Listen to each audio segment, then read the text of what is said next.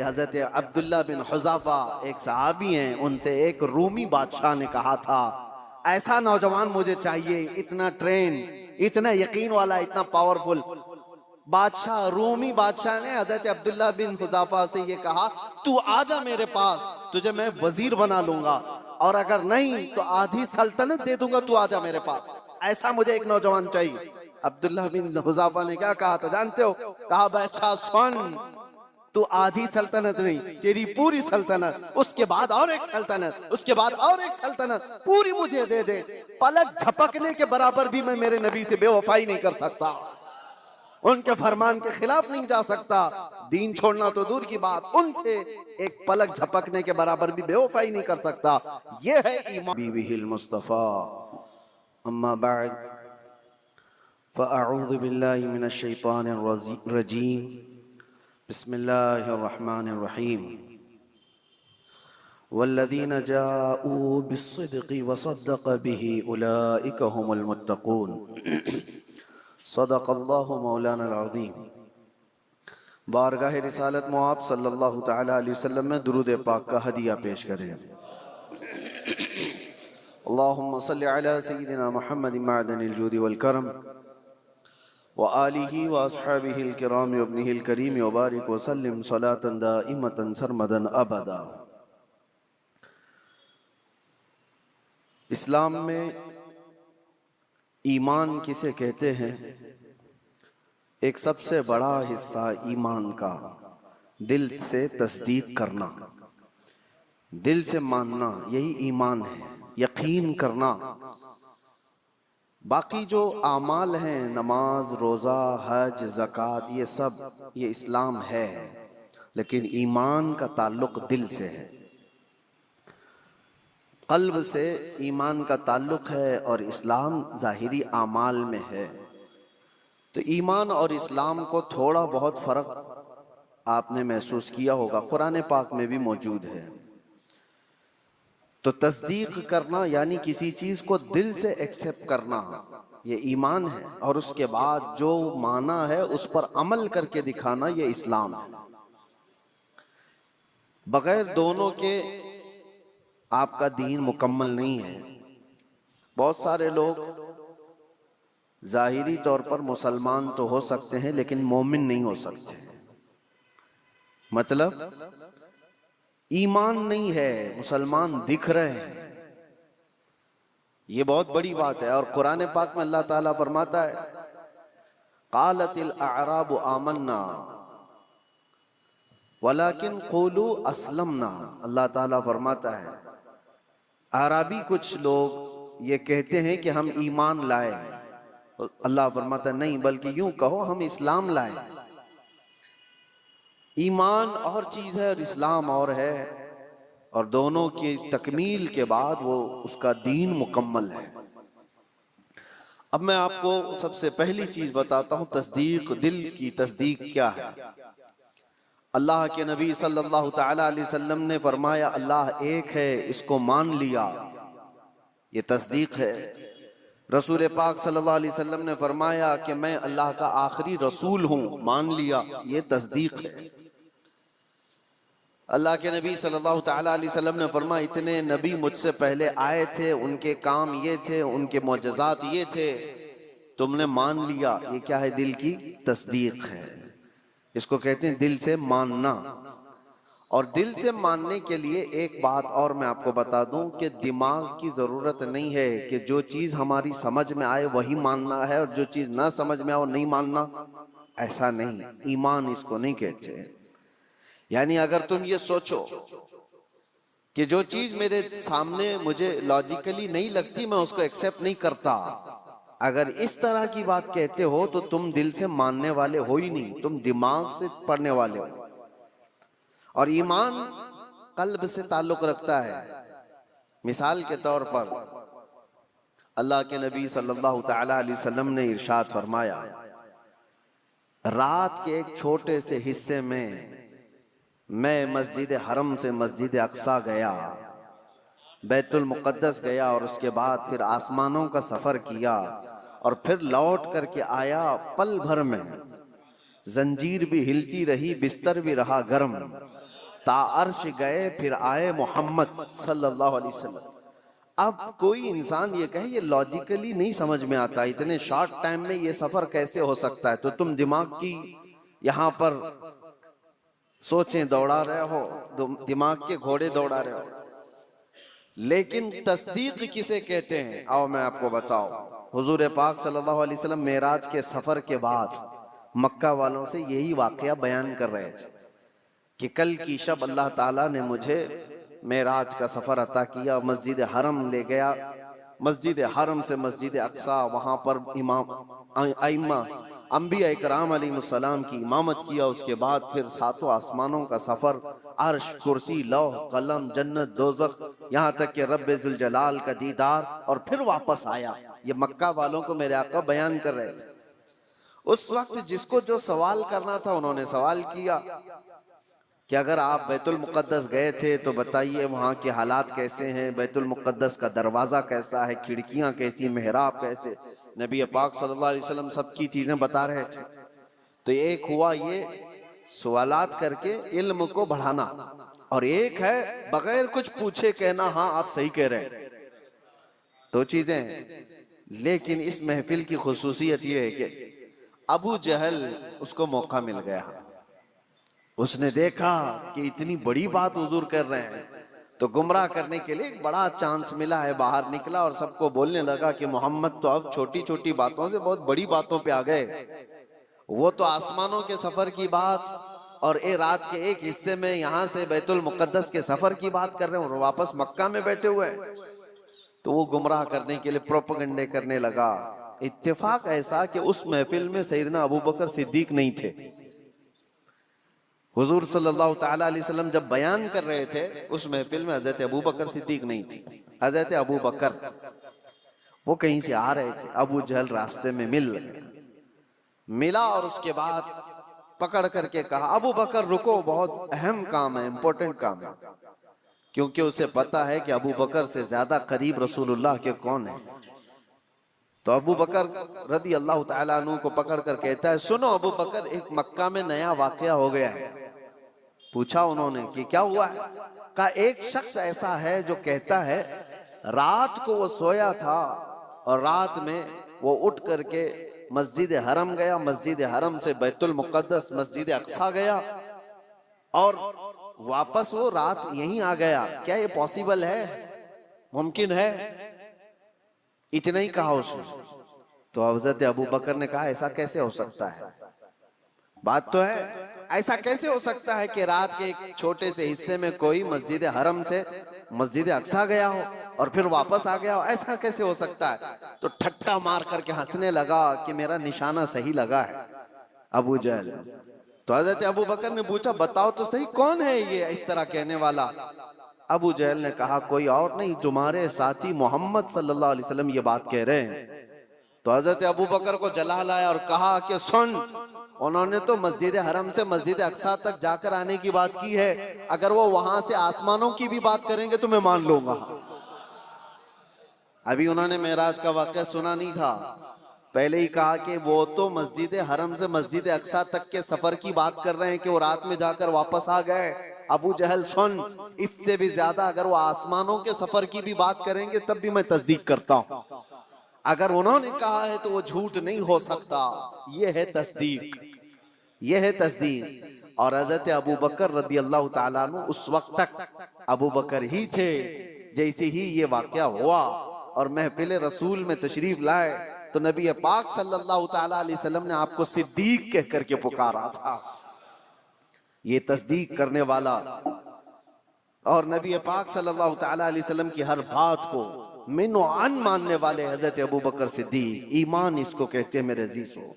ईमान एक बहुत पावरफुल अंदर की एनर्जी है जिसमें डगमग थोड़ा सा भी हो तो आदमी कश्मकश में मुब्तला हो जाता है, शक व शुबे में मुब्तला हो जाता है। ईमान एक बहुत पावरफुल चीज है, यकीन की आला चीज को कहते हैं। अब मिसाल के तौर पर अल्लाह तबारक व तआला मौत के बाद हमें दोबारा उठाएगा क़यामत के दिन, इस पर यकीन होना ये ईमान का हिस्सा है। ऐसा यकीन होना चाहिए कि आपके अंदर जरा बराबर भी शक व शुबा ना हो, कैसे उठाएगा, कैसे हो सकता है, जल गए, मर गए, कट गए, शेर खा लिया, पानी में डूब गया, आग में जल गया, कैसे इसको उठाया जाएगा? रब ताला ने कुरान में मिसालों के जरिए से हमें बताया है कि वो रब्बुल आलमीन जो पानी के एक कतरे से तुम्हें पैदा कर सकता है, तुम्हारे खत्म होने के बाद वो दोबारा क्यों नहीं उठा सकता? एक नुतफे से जो इंसान की शक्ल तुम्हें दे सकता है, वो तुम्हारी राख से दोबारा क्यों नहीं उठाएगा? तुम हवा में तहलील हो जाओ। तो यकीन एक आला चीज है। हजरत अबू बकर सिद्दीक रज़ियल्लाहु तआला अन्हु की जात से हमें ये चीज मिलती है, यकीन हो तो ऐसा हो। और दूसरी एक और मिसाल मैं आपको देता हूँ। बड़े बड़े लोग जहां पर कश्मकश में आ जाते हैं कि क्या करना चाहिए, क्या नहीं होना चाहिए, हजरत अबू बकर सिद्दीक रज़ियल्लाहु तआला अन्हु का ईमान तो देखें। हुजूर पाक सल्लल्लाहु तआला अलैहि वसल्लम की वफात के बाद हजरत अबू बकर ने ऐसा महाज छेड़ दिया था कि एक तरफ उसामा बिन जैद जो 19 साल के जवान थे, रसूलुल्लाह सल्लल्लाहु अलैहि वसल्लम ने अपनी हयात के आखिरी दिनों में उनको लश्कर देकर भेजा था। अभी वो लश्कर मदीने से ज्यादा दूर नहीं गया था कि मेरे आका की वफात हो गई। 10,000 सहाबा का लश्कर, और वो वापस आए मदीने में हुजूर की वफात की गम की खबर सुनकर। ये बात हुजूर की वफात होते ही चंद दिनों के बाद एक फितना और फैल गया कि एक दूसरा शख्स मुसैलमा कज़्ज़ाब, उसने अपने नबी होने का दावा कर दिया। हुजूर की वफात के बाद उसने नबूवत का दावा कर दिया और उसने अपनी एक जमात बना ली। दूसरा फितना, एक असवद अंसी नाम का शख्स, उसने भी नबूवत का दावा कर दिया। एक और फितना उठा, जो लोग ज़कात देते थे उन्होंने ज़कात से इनकार कर दिया कि हम ज़कात आज से नहीं देंगे, कि वो रसूलुल्लाह की हयात में देते थे। तो ये एक साथ इतने फितने खड़े हो गए अचानक, और हज़रत अबू बकर सिद्दीक ज़मा में खिलाफत को संभाले हुए। तो आपने उसामा बिन जैद से कहा, जो रसूलुल्लाह ने तुम्हें जहां भेजा है निकल जाओ लश्कर देकर, जो सहाबा। तो हजरत उमर ने कहा रोक करके कि अभी मदीने में जरूरत है, इतने फितने हैं, आप इस लश्कर को रोक लीजिए, इतने 10 सहाबा सब चले जाएंगे जंग में, क्या होगा? हजरत अबू बकर ने कहा कसम रब्बे जुल जलाल की, जिस फैसले को मेरे रसूल ने नाफिज किया, मैं अबू बकर होता कौन हूं उसको वापस लेने वाला। अल्लाह के नबी सल्लल्लाहु अलैहि वसल्लम ने इस लश्कर को रवाना किया है, मैं इसको वापस नहीं। इनको सवार किया और पूरे लश्कर को रवाना किया। फिर पूछा हजरत उमर ने, बाकी इन लोगों का क्या होगा? ये मुसैलमा कज़्ज़ाब है, असवद अंसी है, ये मुनकिरीन ज़कात हैं, इनका क्या होगा? हजरत अबू बकर ने कहा मदीने के जितने लोग हैं सब जमाओ। छोटी सी एक फौज मुसैलमा कज़्ज़ाब के खिलाफ भी, असवद अंसी के खिलाफ भी भेजा, और उसके बाद फिर ज़कात के मुनकिरीन उनके पास भी तकाजा करने के लिए। तो हजरत उमर ने कहा एक साथ इतने सारे महाजात पर कैसे आप लड़ोगे? तो हजरत अबू बकर सिद्दीक उस वक्त क्या कहते हैं सुनो। आपने कहा ए उमर, इस्लाम लाने से पहले जो तुम्हारे अंदर जलाल था वो कहाँ चला गया? जो जवानी के जौहर थे तुम्हारे वो कहाँ चले गए? ये कैसी बात कर रहे हो? अल्लाह की कसम, मदीने वालों के छितड़े उड़ जाएं तब भी मैं खामोश नहीं बैठूंगा, क्योंकि मेरे रसूल के दीन का मसला है। और सबको नाफिज किया और अल्लाह ने हर जगह फतह मुबीन अता फरमाए। जितने महाज, ईमान ऐसा कवी था कि आपको अल्लाह की जात पर ऐसा भरोसा। एक और मिसाल मैं आपको बताता हूँ। बहुत ऐसा वक्त आ जाता है, डिसीजन लेना बहुत मुश्किल हो जाता है जिंदगियों में, लेकिन फरमाने रसूल जहां नजर आए, ऐ मुसलमानों अपनी सारी चीजें छोड़ दो उसके सामने। मेरे आका ने फरमाया, कई मसले हमारे पास आते हैं, प्रॉपर्टी के झगड़े, अभी कुछ कल ही की बात है, हम विरासत के मसले लिख करके दे रहे सामने वाले को। तो उनका जो एक्सपेक्टेशन था कि इन बहनों को नहीं मिलना चाहिए, इनको तो शादियों में दिया गया था। हमने कहा अल्लाह के नबी की शरीयत ये है, कुरान में अल्लाह ने ये फरमाया। तो उन्होंने उसको लपेट के रख दिया और कहा कोर्ट से देख लिया जाएगा। मेरे अजीजों, क्या ये ईमान है? तुम्हें मैं रसूलुल्लाह का फरमान बता रहा हूं, नबी ने ये फरमाया है। होना तो ये चाहिए कि अपनी जिंदगी की हर शय फरमाने रसूल पर छोड़ दो। सिर्फ दौलत और जायदाद के नाम पर उस पर काबिज होने के लिए लोग अपनी शरीयत से भी दूर हो जाते हैं। हुजूर के फरमान को पीठ पीछे डाल दिया, कुरान के हुक्म को सुना सुना करके भी हम उनको बताएं तब भी छोड़ दिया। आखिरत का खौफ जिसे नहीं है वो तो यहाँ हर हलाल और हराम खा जाएगा। एक बात याद रखो, एक बालिश्त जमीन अगर किसी की कब्जा किया है, हुजूर सल्लल्लाहु अलैहि वसल्लम फरमाते हैं सातों जमीनों का तौक बनाकर क़यामत के दिन उसके गले में डाला जाएगा। वो उठ नहीं पा रहा होगा, उठ नहीं पा रहा होगा उस दिन। 50,000 साल के बराबर का एक दिन क़यामत का, उस दिन के अजाब से डरो।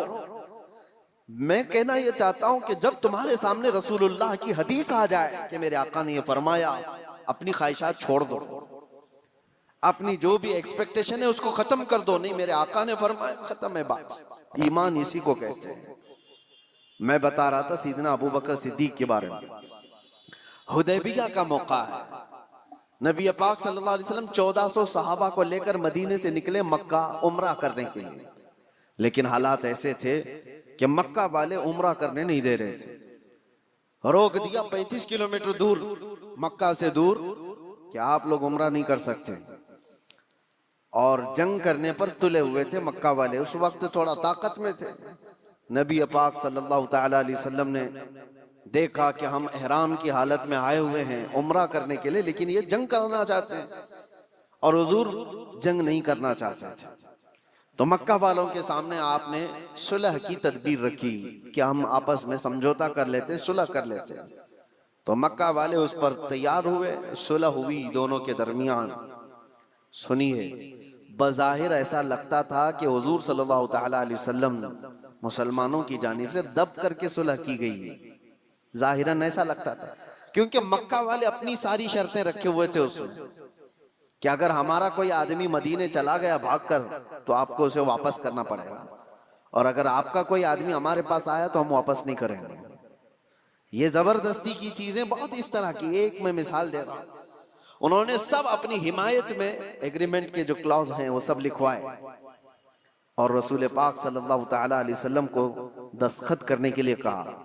आपको मैं बता रहा हूं कि उस वक्त नबी पाक सल्लल्लाहु ताला अलैहि वसल्लम दस्तखत कर रहे थे तो सहाबाए कराम के दिलों में बात क्या थी, सब ये देख रहे थे कि ये मक्का वाले कैसे हमको झुका रहे हैं। हम तो जंग भी कर सकते हैं, जब हम 313 थे तब नहीं डरे, आज 1400 की तादाद में 313 निकले थे बदर में, और ये 6 हिजरी के बाद की बात है। जंगे बदर तो 2 हिजरी में हो गई थी। 4 साल का जंगों का अनुभव भी था, तजुर्बा भी था। सहाबा कहते नहीं हम लड़ लेंगे इनसे और मक्का में जाकर उम्रा करेंगे, कौन रोक सकता है। लेकिन हुजूर फरमा रहे थे नहीं, सुलह करना है। सहाबा में ये बात फैली कि जंग करना है, जंग करना है, लेकिन कोई भी हुजूर की बारगाह में बोलने की हिम्मत कैसे करे। अल्लाह के नबी तो ये जो अक्द है, ये एग्रीमेंट है, उस पर साइन भी कर रहे हैं। तो उसके बाद अब जो बात मुझे अर्ज करनी है इस हुदैबिया के मौके पर, वो मैं बताता हूं। हजरत उमर सहाबा के पास जा जा करके कह रहे थे कि चलो बोलते हैं रसूलुल्लाह की बारगाह में कि आप जंग की इजाजत दें हमें, हम इनके परखचे उड़ा देंगे, इनके साथ ऐसी जंग करेंगे कि ये हमेशा याद रखेंगे कि अल्लाह के घर से हमको रोका है, आज हम ताकत में। हजरत उमर के इस बात पर सहाबा जमा भी हो रहे थे। फिर आखिर में हजरत उमर कहाँ आए, हजरत अबू बकर के पास। हजरत अबू बकर भी खामोश बैठे हुए थे कि रसूलुल्लाह ने फैसला ले लिया है तो अब क्या है। सहाबा नाफरमानी नहीं कर रहे थे, बल्कि वो इंतजार कर रहे थे शायद वही आ जाएगी और हुक्म बदल जाएगा, अल्लाह की तरफ से कोई हुक्म आ जाए कि जंग करो, हम करेंगे। इस इंतजार में सहाबा थे। फिर हजरत उमर जाते हैं कहां पर, हजरत अबू बकर के पास। हजरत अबू बकर से कहते हैं अबू बकर नहीं देख रहे तुम हालात कैसे हो गए, मक्का वाले हम पर हावी होते जा रहे हैं, गलबा पा चुके हैं और हमें झुका करके सुलह करा रहे हैं, और रसूलुल्लाह सल्लल्लाहु अलैहि वसल्लम ऐसे वक्त उनके साथ सुलह की दस्तखत कर रहे हैं। अबू बकर चलो आपकी बात रसूलुल्लाह टालते नहीं। तो ये बोले जा रहे थे, बोले जा रहे थे। हजरत अबू बकर सुनते रहे, उसके बाद जानते हो हजरत अबू बकर पलटते हैं और इतने जलाल के साथ हजरत उमर के कंधों को पकड़कर झिझोड़ दिया और कहा इल्ज़म गर्ज़क या उमर, ऐ उमर होश में रह करके बात करो, तुम किसके लिए बात कर रहे हो? वो अल्लाह के रसूल हैं, उन्होंने जो फैसला ले लिया दुनिया टल जाए अबू बकर उसके खिलाफ नहीं जा सकता। सारे सहाबा के दिलों में बात ये थी कि जंग की इजाजत मिल जाए, जंग की इजाजत। हजरत अबू बकर का जलाल ये था क्या उमर जो रसूलुल्लाह फैसला ले रहे हैं वो अल्लाह के नबी हैं, आगे का देख करके फैसला ले रहे हैं, उसके खिलाफ नहीं जा सकते। हजरत उमर कहते हैं उस वक्त मैं जोश में ये सब चीजें कर रहा था, लेकिन अबू बकर की शक्ल देख करके फिर मुझे अंदाजा हो गया ईमान किसे कहते हैं, ईमान किसे कहते हैं। नबी पाक सल्लल्लाहु तआला अलैहि वसल्लम ने जो फरमा दिया उसके बाद फिर टस से मस ना होना ये ईमान की अलामत है। हजरत उमर तौबा कर लिए, पीछे हट गए। ऐसा नहीं है कि जाकर के फिर सहाबा को उन्होंने जमा किया और हजरत अबू बकर की भी बात टाल दी, नहीं, उन्हें एहसास हुआ कि हजरत अबू बकर ने उस दिन जो फैसला लिया है वो रसूलुल्लाह की बात पर लिया। और फिर देखा भी सारे सहाबा ने, सुलह तो हुई थी, 1 साल ये एग्रीमेंट मक्का वाले चला नहीं सके। दूसरे साल मेरे आका सल्लल्लाहु तआला अलैहि वसल्लम 10,000 सहाबा को लेकर मक्का तशरीफ लाए थे और बगैर जंगो जदाल और कत्ल क़िताल के मक्का फतह हो चुका था। और उस दिन जो मक्का फतह हुआ आज तक उसकी रोशनी और उसकी बरकतें मक्का में मौजूद हैं। हाँ, 1 साल पहले सुलह पर हुजूर ने जो दस्तखत की थी उसका असर आज तक भी है। तो हजरत अबू बकर सिद्दीक का वो ईमान था कि नबी पाक सल्लल्लाहु तआला अलैहि वसल्लम के फरमान के बाद फिर कोई चीज नहीं। आज क्या हमारे अंदर ईमान का वो हिस्सा है? क्या हम वैसी तस्दीक करते हैं कि हुजूर ने जो फरमा दिया वो हक है? लोग आज साइंस से कंपेयर करके देखना चाहते हैं। हाँ, साइंस आ गया है तो अब एक नई चीज ये भी चल पड़ी है ना कि हर चीज को साइंस से देखा जाए। साइंस ये कह रहा है तो मेरे नबी ने 1400 साल पहले किया। अरे हमारे नबी के फरमान को सही करने के लिए साइंस जैसी 1000 चीजें आए, इसकी कोई हाजत नहीं। साइंस की थ्योरियां हर नए साल में बदलती रहती। डार्विन ने पहले क्या कहा था? इंसान बंदरों की औलाद है, बंदरों से ये इर्तिका यानी डेवलप होते होते फिर इंसान बन गया। उसके बाद इस नजरिए को, इस फार्मूले को रद्द कर दिया गया 100 साल बाद। उसके बाद फिर कई साइंटिस्ट ऐसे आए जिन्होंने एक थ्योरी पेश की, उसको बाद में चल करके खत्म कर दिया गया, उसके खिलाफ दूसरे साइंसदान की थ्योरी कबूल कर ली गई। ये तो साइंस में चलता रहेगा। मेरे नबी पाक सल्लल्लाहु तआला अलैहि वसल्लम के फरमान को अगर बज़ाहिर आज साइंस एक्सेप्ट नहीं करता तो मेरा तो यकीन है कि कल को जब ये और तरक्की करेगा इसे समझ में आ जाएगी मेरे नबी का फरमान ये हक था। अभी कल ही कुछ परसों की बात है, कुछ नौजवान पढ़े लिखे वो कह रहे थे कि जमीन साकिन है या हरकत कर रही है, रोटेशन में है। साइंस तो यही कहता है कि जमीन रोटेशन में है, खुद अपने अतराफ घूमती है तो 24 घंटे होते हैं और सूरज के अतराफ पूरा चक्कर लगाती है तो 365 दिन हो जाते हैं। ये साइंस की एक थ्योरी है, अर्थ रोटेशन। इस नजरिए को अभी तक तो साइंस लेकर के चल रहा है। और नौजवानों ने हमसे कहा था कि कुरान में और हदीस में क्या है इसके सिलसिले में। आला हजरत इमाम अहले सुन्नत फाजिल बरेलवी रहमतुल्लाह तआला अलैह ने इसके खिलाफ में लिखा है और किताब है पूरी, अल-फौजुल मुबीन दर रद्द हरकत जमीन। जमीन हरकत नहीं कर रही है, जमीन अपनी जगह पर है। सूरज निकलता है और डूबता है।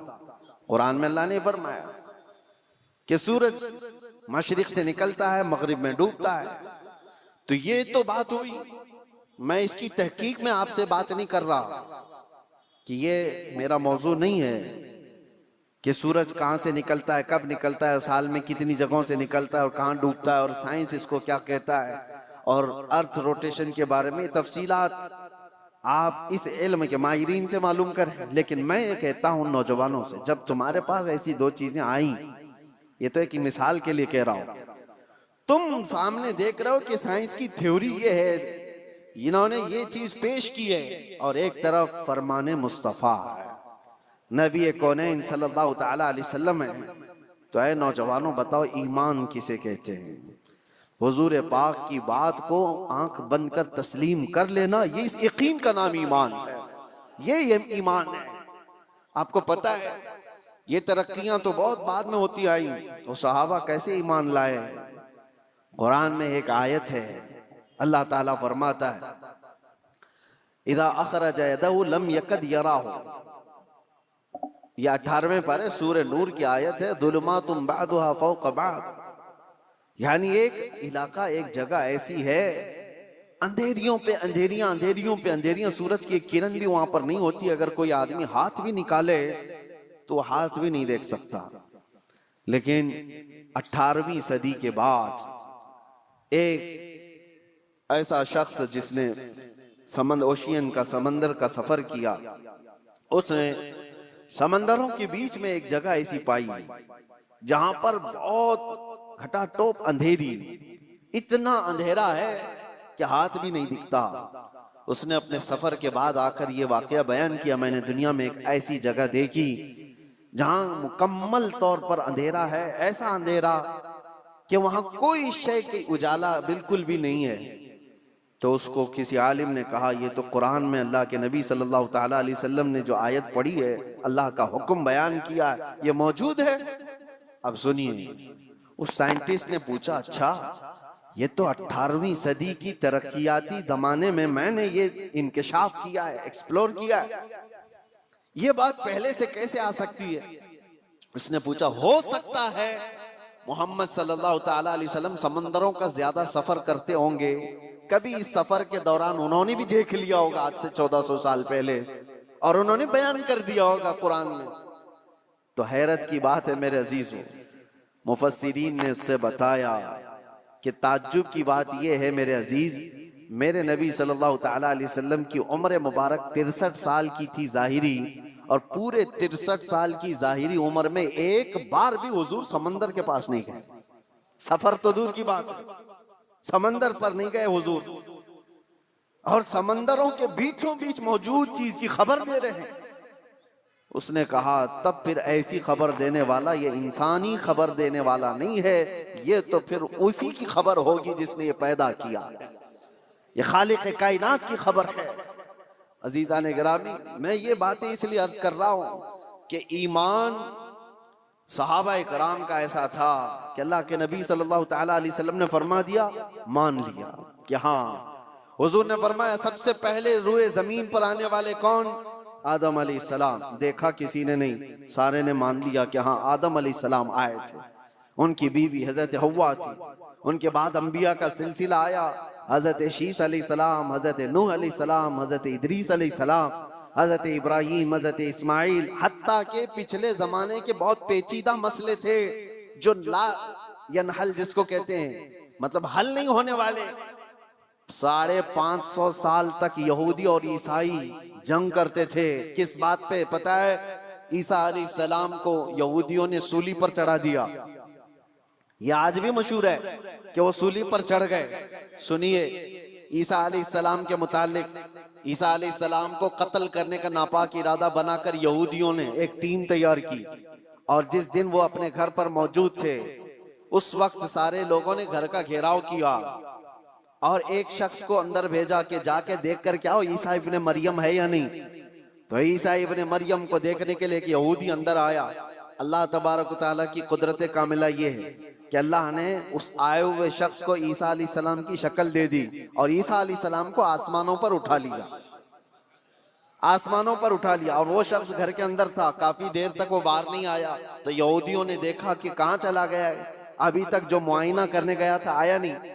तो लोगों ने सोचा कि कुछ गड़बड़ ना हो जाए, तो सब घुस गए अंदर घर में और देखा कि बैठे हुए हैं ईसा इब्ने मरियम। उठाया, पकड़ करके ले आए बाहर। ईसा इब्ने मरियम नहीं थे, उनका ही शख्स था जिसको अल्लाह ने वो शक्ल दे दी थी। उसको ला करके फांसी पर चढ़ा दिया, सूली पर चढ़ा दिया। देखा नहीं, कुछ नहीं।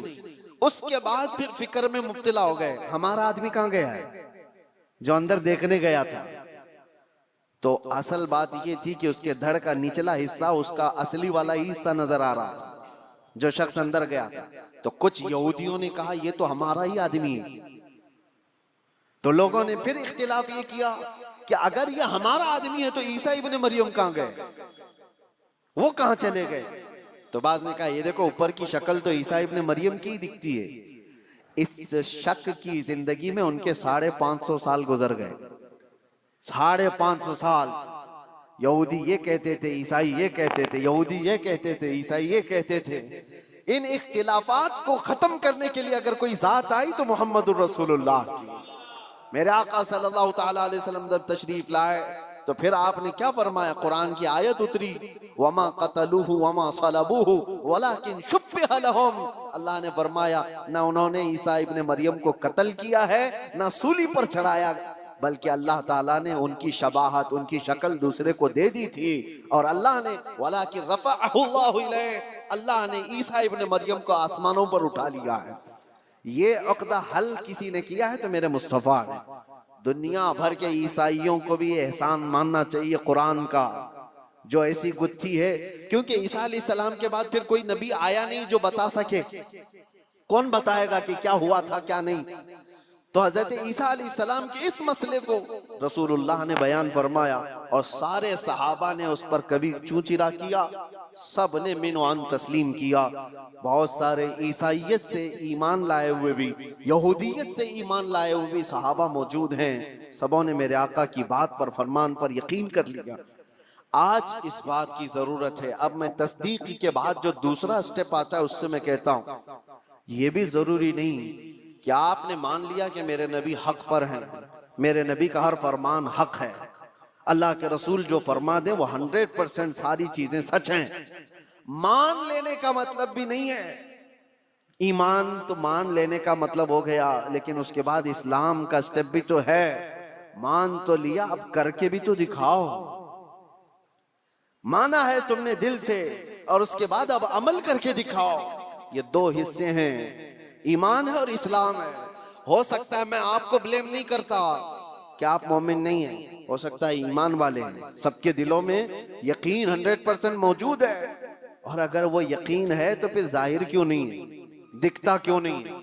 कुछ वो हैं जिनका इस्लाम दिखता बहुत है, कोई नमाज छोड़ते नहीं, कोई नमाज उनकी नहीं छूटती है, तहज्जुद भी पढ़ते हैं, सब कुछ करते हैं, दिख तो बहुत रहा है, लेकिन दिल की बात अगर देखी जाए तो हुजूर की मोहब्बत ही नहीं है।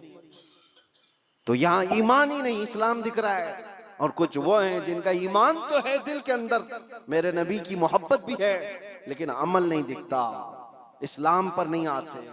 जब ये दोनों चीजें कंप्लीट हो जाएं तो तुम्हारा दीन मुकम्मल है, वरना मेरे अजीजों इसी में रह जाएंगे। अब मैं ईमान आने के बाद जो स्टेप है, नौजवानों, इसकी जिम्मेदारी आज के दौर में है तुम्हारे साथ। आज के दौर में तुम्हें अमल के मैदान में वो दिखाना होगा। अगर हुजूर सल्लल्लाहु अलैहि वसल्लम ने फरमाया झूठ हराम है, तो तुम्हारी जुबान पर झूठ तो ना है। दुनिया ने तुम्हें झूठा क्यों कह दिया? कुछ लोग जुबान खोलें तो झूठ बोलें, गाली गलोच।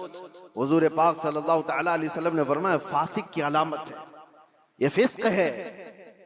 और हर बात पर गाली देने वाला बात करने पर उसका नूरे ईमान खत्म होने लगता है, उसका नूरे ईमान मुरझाने लगता है। तो ये जुबान के जरिए से तो तुम्हें साबित करना होगा, ईमान है तो मेरी जुबान भी साफ है। और तुम्हारा ईमान तुम्हारी आंखों से भी नजर आएगा। जब चलो तो तुम्हारी आंखें अगर नीची हैं, तुम बेहयाई को नहीं देखते, तुम अनजान औरतों की इज्जतों को तार तार नहीं करते, तो तुम्हारा ईमान तुम्हें अमल करा रहा है, तुम्हारा ईमान तुम्हें अमल भी करा रहा है। इसीलिए इकबाल की इस बात पर मैं गुफ्तगू खत्म करता हूं। इकबाल ने क्या कहा, बहुत अच्छी बात है। खिरद ने कह दिया ला इलाह तो क्या हासिल। खिरद किसको कहते हैं? दिमाग को या दिल की बात समझ लें आप। खिरद ने कह दिया ला इलाह तो क्या हासिल, दिलो निगाह जो मुसलमान नहीं तो कुछ भी नहीं। ला इलाहा इल्लल्लाह पढ़ते हो और ईमान तुम्हारे दिल में है, लेकिन न नजरों से नजर आ रहा है, न हाथों पांव से नजर आ रहा है। दिलो निगाह जो मुसलमान नहीं तो कुछ भी नहीं। और इसीलिए इकबाल की ये बात भी, ये तेरे मुराकबे, आपने क्या कहा है, जैसे मुराकबे में बैठा है, जिक्र की मजलिस में है, महफिलें हैं, सुरूर है, ये तेरे मुराकबे, ये तेरी महफिलें, ये सुरूर की महफिलें, जो तेरी तन्हाई की निगहबान नहीं तो कुछ भी नहीं। तुम ये सारी चीजें तो करा रहे हो, इधर नमाज पढ़ रहे हो, सफों में खड़े हो, और बाहर अगर चप्पल चोरी कर रहा है तो कौन सी नमाज पढ़ के आया। कुरान तो कह रहा है इन्नस्सलात तन्हा अनिल फहशाई वल मुनकर, बेशक नमाज तुम्हें हर बेहयाई और बुराई से रोकती है।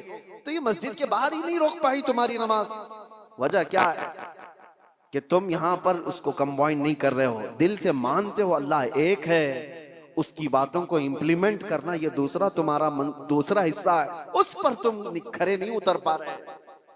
जैसे कि आज मसला ये नहीं है मेरे अजीजों इलेक्शन में जीत लेने का, मैं एक एग्जांपल दे रहा हूँ।